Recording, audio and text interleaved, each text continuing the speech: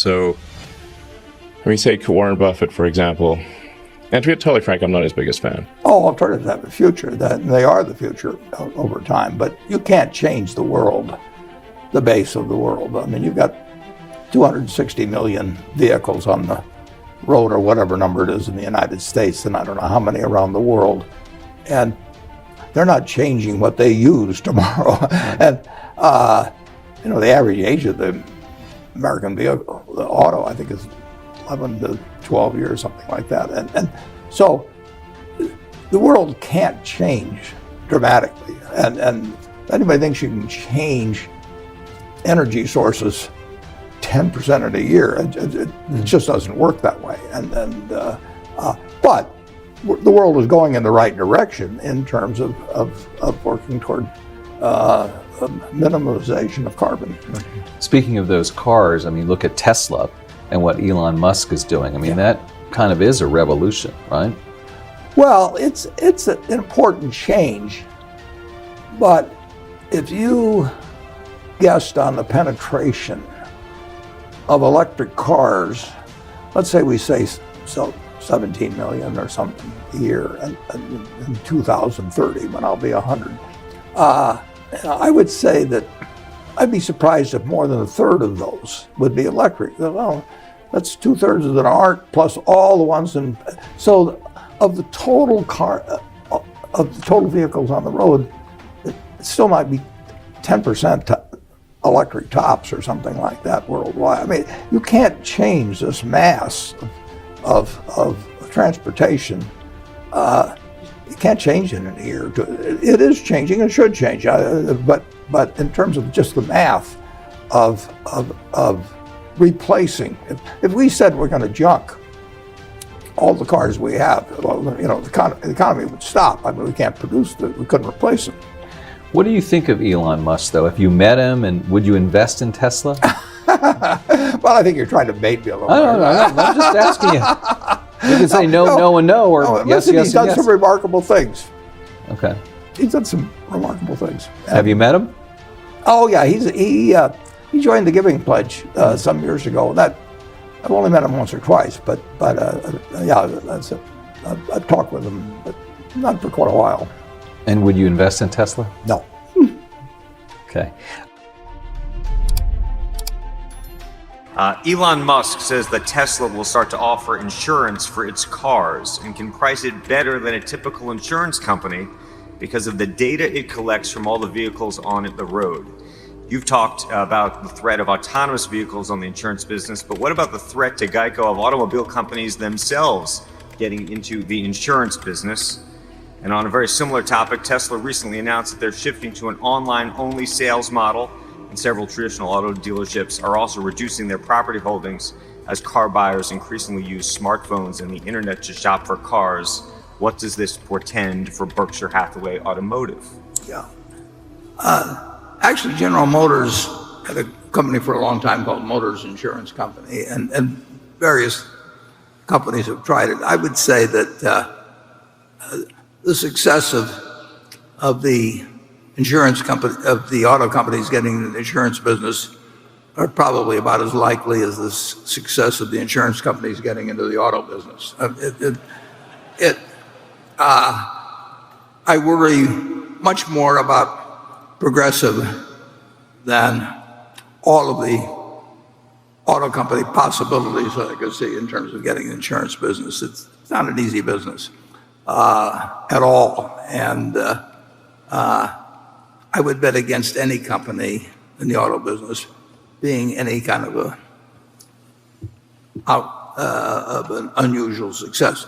The idea of using telematics in terms of studying people's driver's habits, that's spreading quite widely, and it is important to have data on how people drive, how hard they brake, how much they swerve, all kinds of things. So I don't doubt the value of the data, but I don't think that the auto companies will have any advantage to that. I don't think they'll make money in the insurance business. Using the internet to shop for cars is like using the internet for shopping for everything. It's another competitor, and there's no question that people will look for better ways. Now, the gross margin on new cars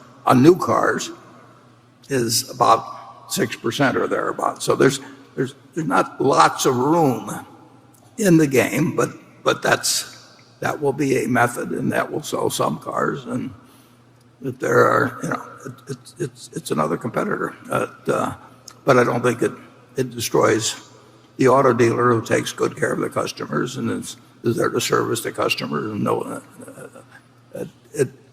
it's not an overwhelming threat, but it's obviously something that's going to be around and will sell some cars. If you look at the leading candy bars, for example, for the last 50 years, I think you'll find Snickers on top, and then you got M&Ms. You got two types, so they don't combine the peanuts with the other ones. But I think they're number 2 and 4, and Hershey's in there number 3 or something of the sort.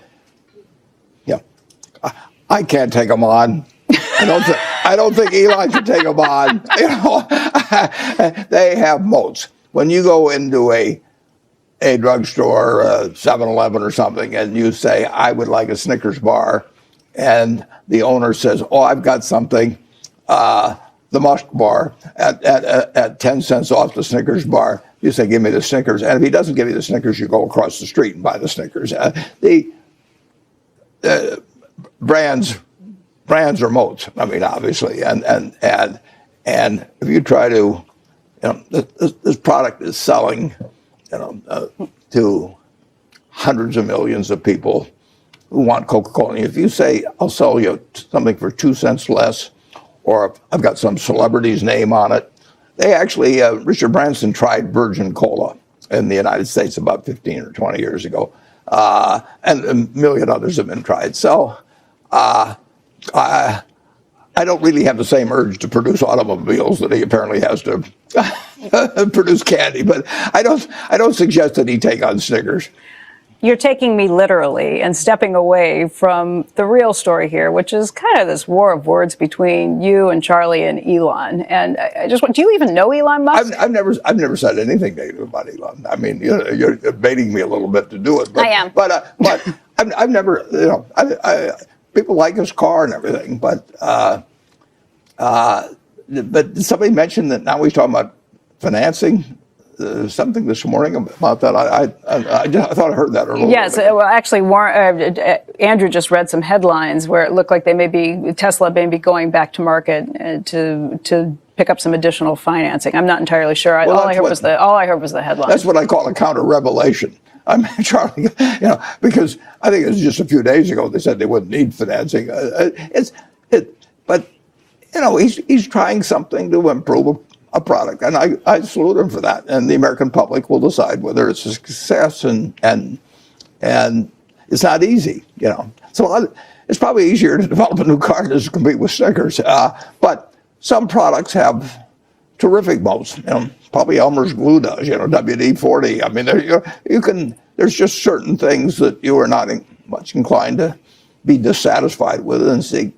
And I would say that, incidentally, that the iPhone, has a terrific moat. I mean, people that have an iPhone, or maybe have some other phone, but they want to continue with the product that they've got. They want the new version. It's just easier for them. They learn how to do everything, and their life's built around it and all of that. And moats are very useful. Costco has a moat in people's mind. I mean, Amazon can raise the price of Prime, 20%, and you can't do that unless you've built something within that image of the Amazon Prime that's based on reality, that you're going to get a lot for your money and you're going to want to use it.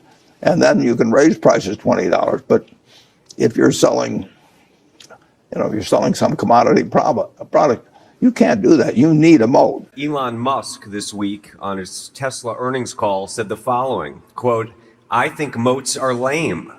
They are nice in a sort of quaint, vestigial way, and if your only defense against invading armies is a moat, you will not last long.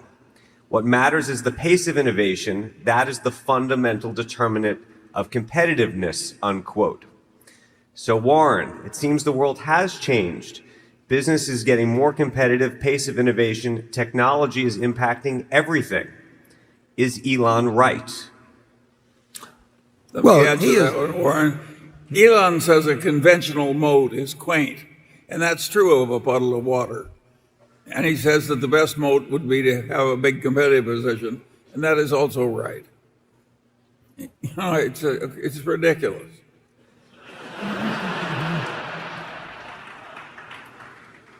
Warren does not intend to build an actual moat.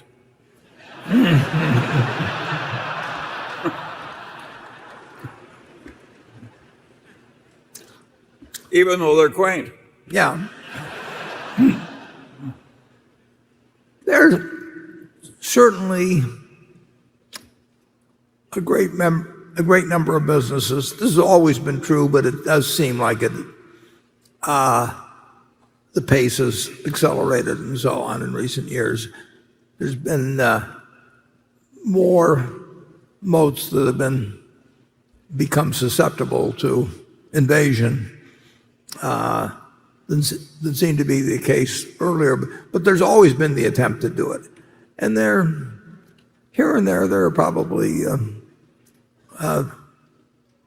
places where the moat is as strong as ever. But certainly you can certainly should be working at improving your own moat and defending your own moat all the time. And Elon may turn things upside down in some areas. I don't think he'd want to take us on in candy, but and we've got some other businesses that wouldn't be so easy. You can look at something like Granimals out there in the other room, and that it won't be technology that takes away the business in Granimals. It may be something else that catches the young kid's fantasy or something, but there are some pretty good moats around. Being the low-cost producer, for example, is a terribly important moat. And something like Geico, technology has really not brought down the cost that much, and that I think our position as